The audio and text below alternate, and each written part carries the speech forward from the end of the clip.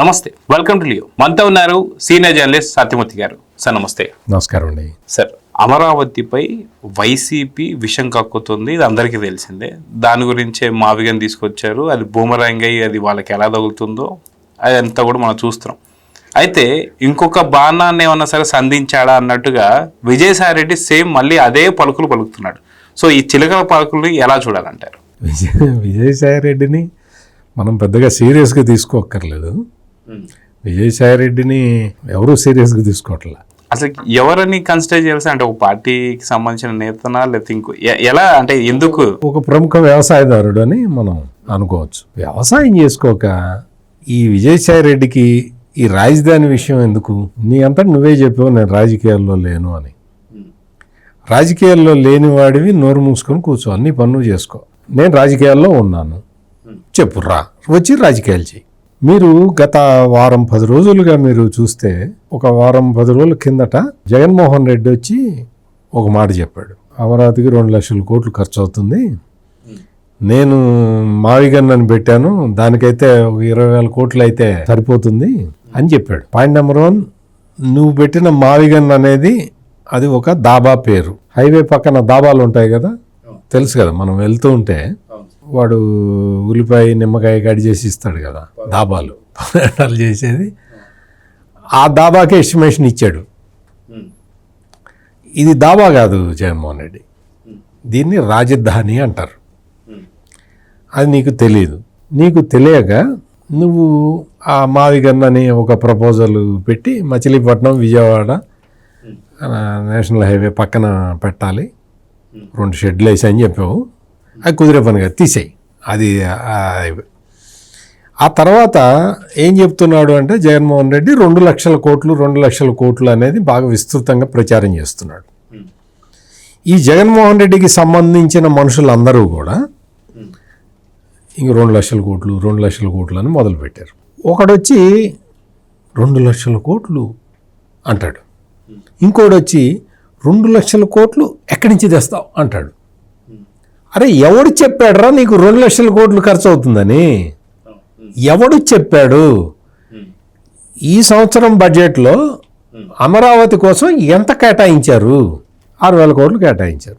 ఇది చెప్పామనుకో, వెంటనే ఇంకొకటి వస్తాడు మేధావి, 2 లక్షల కోట్లు కావాలి, 6,000 కోట్లు ఇచ్చారంటే ఇది 180 సంవత్సరాలు పడుతుందని ఇంకొకటి వస్తాడు. అంటే వీళ్ళకి వాస్తవాలతోటి సంబంధం లేదు.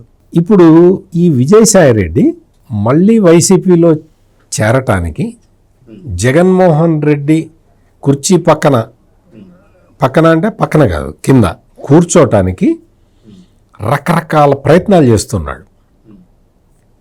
జగన్మోహన్ రెడ్డి ఈ మధ్య ఏం చేశాడు అంటే, ఒక ప్రముఖ మేధావి ఉన్నాడు ఒక ఆయన, అతని పేరు నేను ఇప్పుడే చెప్పను. అతను ఒక ప్రముఖ మేధావి. ఆ ప్రముఖ మేధావిని పార్టీలోకి తీసుకోబోతూ ఉన్నాడు. ఆ మేధావికి చాలా విశేషమైన ప్రాధాన్యత ఇస్తూ ఉన్నాడు జగన్మోహన్ రెడ్డి. ఆ మేధావి గనక పార్టీలోకి జొరబడితే, ఆ మేధావి ఫస్ట్ ఎసరు ఎవడికి పెడతాడు అంటే సజ్జల రామకృష్ణారెడ్డికి పెడతాడు. సజ్జల రామకృష్ణారెడ్డి పొజిషను ఖాళీ అయ్యే లోపల మనం జగన్మోహన్ రెడ్డికి అనుకూలంగా మాట్లాడుతూ ఉంటే, సజ్జల రామకృష్ణారెడ్డికి ఆ కొత్తగా పార్టీలోకి రాబోయే ఆ మేధావి ఎటు పొగబెడతాడు కాబట్టి, ఈ పొగబెట్టినప్పుడు ఉక్కిరి బిక్కిరై సజ్జల రామకృష్ణారెడ్డి వెళ్ళిపోతే ఆ ప్లేస్లోకి మనం వెళ్దామని ఈ విజయసాయిరెడ్డికి కొత్తగా ఒక స్ట్రాటజీ మొదలుపెట్టాడు. జగన్ మీద మళ్ళీ ప్రేమ మొదలైంది. ఈ మళ్ళీ ప్రేమ మొదలైన విషయాన్ని ఎట్లా చెప్పాలి? మామూలుగా లవర్స్ అయితే ఐ లవ్ యూ అని చెప్తారు, లేదా లేఖలు రాస్తారు. ఇప్పుడు అదే లేఖ అనుకోవచ్చు. ఇప్పుడు ఈ విజయసాయిరెడ్డి ఏంటి అంటే, అమరావతికి 2 లక్షల కోట్లు కావాలంటున్నారు, ఎక్కడి నుంచి తెస్తారు? అసలు సెల్ఫ్ ఫైనాన్స్ మోడల్ అంటే దాని అర్థం లేదు, దానికి అటువంటిది భూప్రపంచంలో లేదు. భూప్రపంచంలో మరి ల్యాండ్ పూలింగ్ అని ఉందా విజయసాయిరెడ్డి? భూప్రపంచంలో ల్యాండ్ పూలింగ్ అని ఉందా? 34,000 ఎకరాలు రైతులు స్వచ్ఛందంగా ఇవ్వటం ప్రపంచంలో ఎక్కడన్నా జరిగిందా విజయసాయిరెడ్డి? జరగలేదుగా. అప్పట్లో నువ్వు నీ మాజీ బాస్, నేను మాజీ అంటున్నా, ఇంకా మళ్ళీ చేరిన తర్వాత బాస్ అన్నావు. నువ్వు నీ మాజీ బాస్ జగన్మోహన్ రెడ్డి ఒక్క సెంటు భూమిని సేకరించగలిగారా మీరు అధికారంలో ఉన్న 5 సంవత్సరాల కాలంలో? అంటే మీ మొహం చూస్తే ఎవడు ల్యాండ్ కూడా ఇవ్వడు. చంద్రబాబు నాయుడు మొహం చూస్తే 34,000 ఎకరాలు ఇచ్చారు. 34,000 ఎకరాలని భూమిని సమీకరించి అందులో రాజధానికి కొంత ఎస్టాబ్లిష్మెంట్ చేసిన తర్వాత వివిధ వాణిజ్య సంస్థలు, వ్యాపార సంస్థలు ఇవన్నీ వచ్చి అక్కడ చేరిన తర్వాత అక్కడ ల్యాండ్ కాస్ట్ విపరీతంగా పెరిగిన తర్వాత, ల్యాండ్ కాస్ట్ ఎట్లా పెరగాలి? ల్యాండ్ కాస్ట్ పెరగాలి అంటే కొండల్లో గుట్టల్లో ల్యాండ్ కాస్ట్ పెరగదు కదా. చక్కగా రోడ్డు, మంచినీళ్ళు, కరెంటు ఇటువంటి బేసిక్ ఇన్ఫ్రాస్ట్రక్చర్ ఉంటే ఆ ల్యాండ్ కాస్ట్ పెరుగుతూ ఉంటుంది. ఇటువంటి పనులు చేస్తూ ఉన్నారు అమరావతిలో. ఈ పనులు చేసిన తర్వాత ల్యాండ్ కాస్ట్ ఆటోమేటిక్గా పెరుగుతుంది. అది గవర్నమెంట్కి అసెట్. అప్పటికే ఆల్రెడీ వచ్చేసిన పరిశ్రమల ద్వారా, సంస్థల ద్వారా, విద్యా సంస్థలు, రకరకాల సంస్థల ద్వారా ప్రభుత్వానికి ఆదాయం వస్తూ ఉంటుంది. ఇది ఒక చైన్ రియాక్షన్ లాగా అమరావతి రాజధానిని, ఆ ప్లాన్ని కన్సీవ్ చేశారు. ఇది అక్కడ జరుగుతున్నది. నిన్న మొన్న ఒకడొచ్చి, వైసీపీకి సంబంధించిన ఒకడొచ్చి అంటాడు, 18 సంవత్సరాల పాటు 3,000 ఎకరాలు అమ్మటానికి వీల్లేదు, 18 సంవత్సరాల తర్వాత మాత్రమే అమ్మాలని క్లాజు పెట్టుకున్నారంటాడు. ల్యాండ్ అమ్ముతామంటే ఏడుపు, ల్యాండ్ ఉంచుకుంటామంటే ఏడుపు, ల్యాండ్లో బేసిక్ ఇన్ఫ్రాస్ట్రక్చర్ ఏర్పాటు చేస్తున్నామంటే ఏడుపు. 17,000 కోట్లు 18,000 కోట్లు ఖర్చు పెడుతున్నారు, తగలబెడుతున్నారు అని. ఇంకోటెవడో ఒకడు వచ్చి చెప్తాడు, మొక్కలు వేపటానికి 30 కోట్ల, ఎవడికి కాంట్రాక్ట్ ఇస్తే వాడొచ్చి పీక్కుంటాడు కదా అని. అరే బుర్రలో గుజ్జు పెంచుకోండిరా, బుర్రలో గుజ్జు పెంచుకోండి. నీకు గ్రౌండ్ క్లియర్ చేసి ఇవ్వాల్సిన బాధ్యత ప్రభుత్వం మీద ఉంటుందా ఉండదా? గ్రౌండ్ క్లియర్ చేసి అప్పగించాలి కదా. నువ్వేమో సర్కారీ తుమ్మ చెట్లు మొత్తం 34,000 ఎకరాల్లో మొలిపిస్తావా? ఎక్కడ రావాలి ఇన్ఫ్రాస్ట్రక్చర్? ఎక్కడ రావాలి? నీకు ఎట్లా వస్తుంది ఇన్ఫ్రాస్ట్రక్చర్? రోడ్డు ఎవడేస్తాడు? రోడ్డు వేసే చోట మొక్కలు పీకాలి కదా.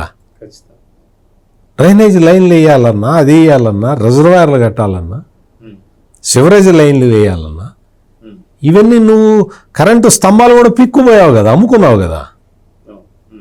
మరి అటువంటి వ్యవస్థ మొత్తాన్ని మళ్ళీ నువ్వు 5 సంవత్సరాల పాటు విధ్వంసం చేసిన వ్యవస్థని గాడిలోకి తీసుకొచ్చి ఇంత ఇన్ఫ్రాస్ట్రక్చర్ అక్కడ పెడుతూ ఉంటే,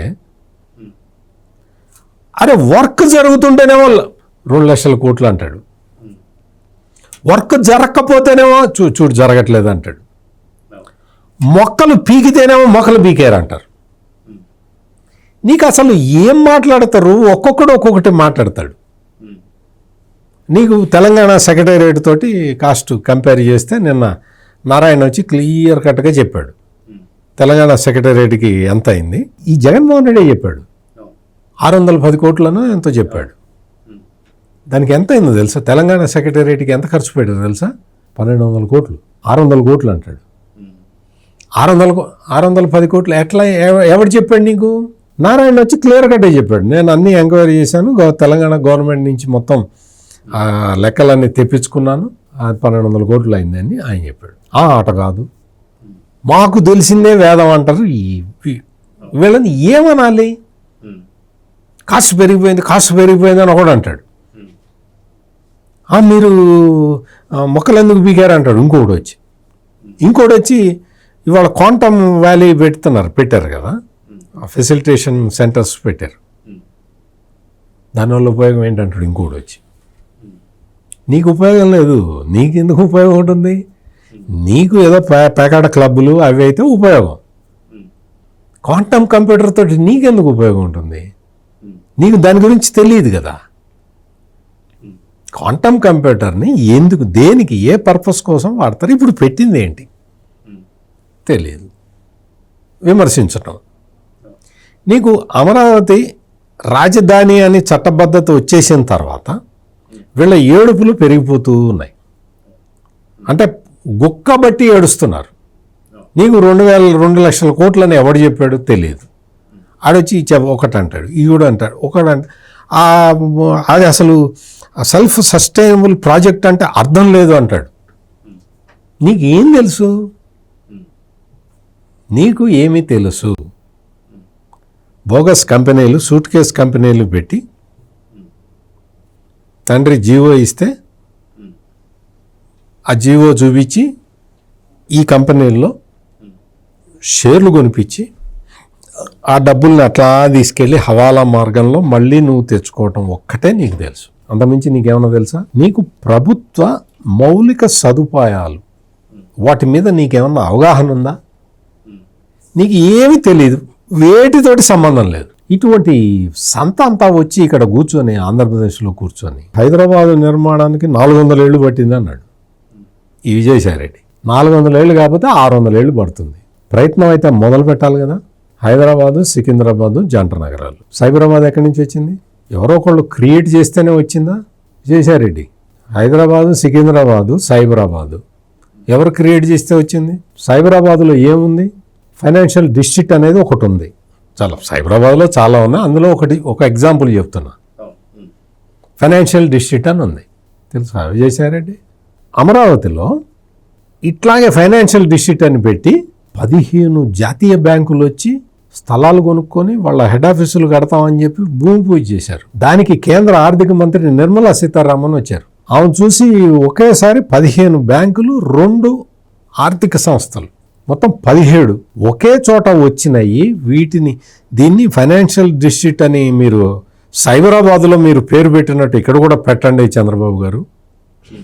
ఎందుకంటే మా కాన్సెప్ట్ మేము ఎప్పటి నుంచో అనుకుంటున్నాం, ఫైనాన్షియల్ డిస్ట్రిక్ట్స్ డెవలప్ చేయాలి అని మేము అనుకుంటున్నాము అని కేంద్ర ఆర్థిక మంత్రి చెప్పెళ్ళారు. అన్ని బ్యాంకులు ఒక చోట వస్తున్నాయి. ఆ బ్యాంకులు కూడా ఏంటి, హెడ్ ఆఫీసులు తీసుకొచ్చి అక్కడ పెడుతున్నారు. ఈ విజయసాయి రెడ్డి జగన్మోహన్ రెడ్డిని ఒక క్వశ్చన్ అడగాలి, చిన్న ఇంతే క్వశ్చన్.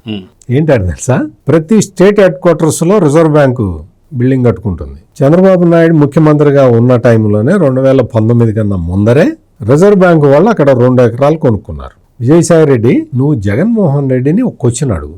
రిజర్వ్ బ్యాంకు వాళ్ళు స్థలం కొనుక్కొని కూడా నీ హయాంలో బిల్డింగ్ ఎందుకు కట్టలేదు జగన్మోహన్ రెడ్డి అని అడిగిరాపో. అడిగిరాపో. రిజర్వ్ బ్యాంకు వాళ్ళు స్థలం కొనుక్కున్నారు, ఆ స్థలంలో బిల్డింగ్ ఎందుకు కట్టలేదు, నువ్వు ఎందుకు కట్టేలాగా నువ్వు ఎందుకు చేయలేకపోయావు ఒకసారి అడిగిరాపో. ఇప్పుడు మళ్ళీ చంద్రబాబు రాగానే ఎందుకు స్టార్ట్ చేశారు ఒకసారి అడిగిరాపో. చంద్రబాబు నాయుడు చెప్తాడు, ఆయన అందరికి చాలా ఓపిక ఎక్కువ ఆయనకి. ఆయన రోజుకు 18 గంటలు ఆయన పనిచేస్తూనే ఉంటాడు కదా. నీలాంటి వాళ్ళు ఎవడన్నా క్వశ్చన్ అడిగినా చెప్తాడు ఆయన.